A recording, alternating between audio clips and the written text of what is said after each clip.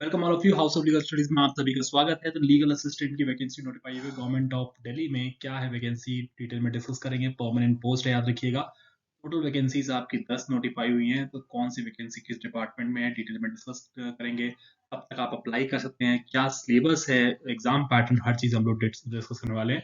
अगर आपने अभी तक इस यूट्यूब चैनल को नहीं सब्सक्राइब किया तो फटाफट चैनल को जरूर सब्सक्राइब कर लीजिए। तो देख सकते हैं government of NCT of Delhi में जो डीएसएसबी है, basically Delhi subordinate services selection board, वहां से आपको रिक्रूटमेंट देखने को मिलेगा। वैकेंसी रिक्रूटमेंट आपका लीगल असिस्टेंट के लिए और इसके साथ ही डिफरेंट अदर पोस्ट के लिए भी है, जो हमारे काम के लिए नहीं है। ऑब्वियस बात है, डिफरेंट पोस्ट नोटिफाई हुई है एक साथ यहाँ पे। तो ओपनिंग डेट्स आप देखते हैं 24 तारीख से, बेसिकली आज 24 फरवरी से आप लोग फॉर्म भर सकते हैं, आज तारीख से।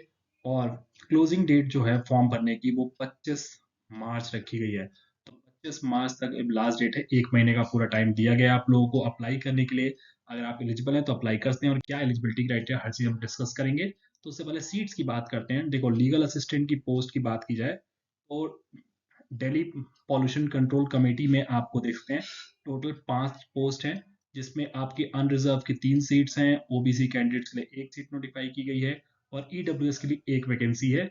शेड्यूल कास्ट और शेड्यूल ट्राइब्स के लिए कोई भी यहाँ पे वैकेंसी नहीं है। इसका मतलब आपको जनरल में कम्पीट करना पड़ेगा।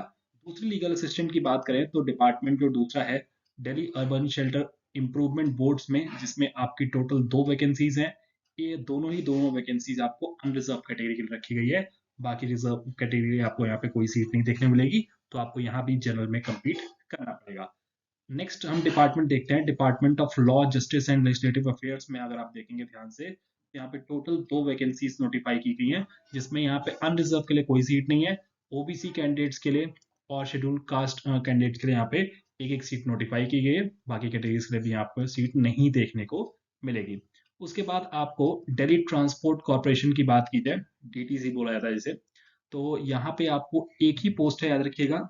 और एक ही पोस्ट आपकी अनरिजर्व कैटेगरी के लिए यहाँ पे नोटिफाई की गई है। तो टोटल अगर आप हम बात करें तो टोटल 6 सीट्स हैं जो कि अनरिजर्व के लिए है, अनरिजर्व कैटेगरी के लिए।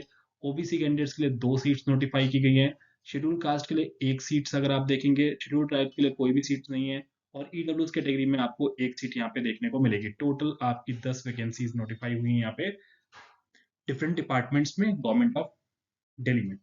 चलिए, तो देख सकते हैं पहली पोस्ट देखेंगे लीगल असिस्टेंट की बात करें तो दिल्ली पॉल्यूशन कंट्रोल कमेटी में। तो यहाँ पे हमने सीट्स ऑलरेडी देख रखी है। एजुकेशनल क्वालिफिकेशन की बात करें तो आपके पास डिग्री इन लॉ होना चाहिए आपके पास, और 3 साल का यहाँ पे प्रैक्टिस रिक्वायर्ड है, याद रखिएगा। 3 इयर्स प्रैक्टिस यहाँ पे रिक्वायर्ड है, याद रखिए। इस पर्टिकुलर पोस्ट के लिए अगर आप अप्लाई करना चाहते हैं तो यहाँ पे देखने को मिलेगा, ठीक है। उसके साथ ही आपको एज लिमिट की बात की जाए तो एज लिमिट 30 साल है यहाँ पे। 30 साल एज लिमिट रखी गई है। आप देख सकते हैं पे स्केल जो है वो 6 लेवल है। जो ग्रुप बी की बात की जाए तो ग्रुप बी सर्विस आपको यहाँ पे देखने को मिलेगी, और जो लेवल पे है वो आपका 6 लेवल है, आपको यहाँ पे ग्रेड में देखने को मिलेगा, ठीक है। जिसकी स्टार्टिंग आपको बेसिक पे 35,000 रुपए है यहाँ पे, ठीक है। उसके लेकिन इसका एक्स्ट्रा मिलेगा आपको। चलिए देखिए, दूसरी वैकेंसी हम बात करें जो Delhi urban shelter improvement boards में, तो वहाँ पे क्वालिफिकेशन देखेंगे तो वहाँ भी आपको सेम मिलेगा। एलएलबी डिग्री होने चाहिए आपके पास, और साथ में यहाँ पे 3 ईयर कोर्ट एक्सपीरियंस आपको यहाँ पे मांगा गया, रिक्वायर्ड है, याद रखिएगा, ठीक है। और यहाँ पे एज लिमिट की बात की जाए, यहाँ भी 30 ईयर आपका एज लिमिट है। पे लेवल यहाँ पे ज्यादा है, याद रखिएगा।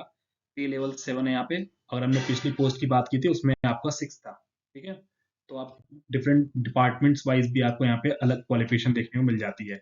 जैसे आप अगर हम बात करें department of law justice and legislative affairs में देखेंगे, जहाँ पे आपकी 2 सीट्स हैं टोटल। वहां पे आप देखते हैं एजुकेशनल क्वालिफिकेशन में आपके पास लॉ डिग्री तो होनी चाहिए, साथ में 2 साल का यहाँ पे बस एक्सपीरियंस मांगा गया है, ठीक है। ऐसे ही अगर हम पिछली बात करें तो वहां पे 3 साल का एक्सपीरियंस था, लेकिन इस पर्टिकुलर पोस्ट के लिए डिपार्टमेंट में आपको 2 साल का रिक्वायर्ड है एक्सपीरियंस। और यहाँ पे लेवल आपका 6 है, याद रखिएगा। 30 इयर्स आपकी यहाँ पे एज लिमिट यहाँ पे दी गई है। नेक्स्ट वैकेंसी की बात की जाए तो डीटीसी जो दिल्ली ट्रांसपोर्ट कॉर्पोरेशन में आपकी वैकेंसी नोटिफाई हुई है। इसमें अगर आप देखेंगे टोटल एक ही सीट है, जो कि अनरिजर्व कैंडिडेट्स के लिए है। यहाँ पे एजुकेशनल क्वालिफिकेशन को अगर आप ध्यान से देखेंगे तो लॉ डिग्री के साथ साथ आपको 1 साल का एक्सपीरियंस आपको यहाँ पे रिक्वायर्ड है, याद रखिएगा, ठीक है। और नॉलेज आपकी हिंदी की जरूरत है यहाँ पे, साथ में डिजायरेबल है कि उर्दू लैंग्वेज भी आती है तो आपको यहाँ पे प्रेफरेंस मिल जाएगी, याद रखिएगा। और यहाँ पे एज लिमिट की बात की जाए तो यहाँ पे एज लिमिट 35 साल है। देखो बाकी 3 डिपार्टमेंट्स में 30 साल एज वैकेंसी थी और यहाँ पे आपको 35 साल एज रिलैक्सेशन दिख रहा है। और साथ में पे लेवल की बात करें तो लेवल 6 आपको, और ये ग्रुप सी की सर्विस आपको यहाँ पे कंसीडर की जा रही है यहाँ पे, ठीक है। बाकी सब ग्रुप बी के लेवल की थी, यहाँ पे ग्रुप सी के लेवल की आपको यहाँ पे देखने को मिलेगी सर्विस, ठीक है। तो ये सारी पोस्ट थी। अब हम बात करते हैं एग्जाम पैटर्न की। तो 2 टायर्स आपके ऑब्वियसली 2 लेवल में एग्जाम होने वाला है आपका। तो फर्स्ट टायर जो है जिसमें 2 घंटे का पेपर होगा आपका, जिसमें टोटल एमसीक्यूज की बात की जाए 200 नंबर, 200 ही क्वेश्चन होंगे आपके, 200 एम, ठीक है। मार्क्स भी एक एक नंबर का एक क्वेश्चन होगा, ठीक है। डिस्क्रिप्टिव टाइप नहीं है आपका, ऑब्जेक्टिव टाइप पेपर होगा, जिसमें सेक्शन ए जो है, ठीक है, जो 100 नंबर का है, 100 ही क्वेश्चंस होंगे, जिसमें ये 20-20 नंबर के डिवाइड 5 सेक्शंस को डिवाइड किया गया है डिफरेंट सेक्शंस में। पहला जीकल जनरल अवेयरनेस, फिर आपका जनरल इंटेलिजेंस और रीजनिंग आपकी पूछी जाएगी, फिर मैथ्स आपसे लेके पूछी जा रही है, फिर आपका देखिए टेस्ट ऑफ हिंदी लैंग्वेज की बात कर रहे हैं और कॉम्प्रिहेंशन, और उसका इंग्लिश लैंग्वेज। तो लैंग्वेज आपका हिंदी और इंग्लिश दोनों 40 नंबर हो गया, 20 नंबर प्लस आपका 10 नंबर, 20 नंबर सॉरी मैथ्स हो गई, 20 नंबर रीजनिंग हो गई और 20 नंबर जीके से पूछे जाएंगे। टोटल 100 नंबर के क्वेश्चंस। जो सेक्शन बी है, ठीक है, वो ऑब्जेक्टिव टाइप दिख रहा है आपको, MCQs question of 1 marks each on the subject concern, ठीक है। जो क्वालिफिकेशन है, तो लॉ की बात की जाए तो लॉ के भी आपके 100 क्वेश्चन यहाँ पे पूछे जाएंगे। ये टायर 1 है। टायर 2 की बात की जाए तो टायर 2 आपका देखते हैं 200 क्वेश्चन, 300 नंबर वेटेज, ठीक है।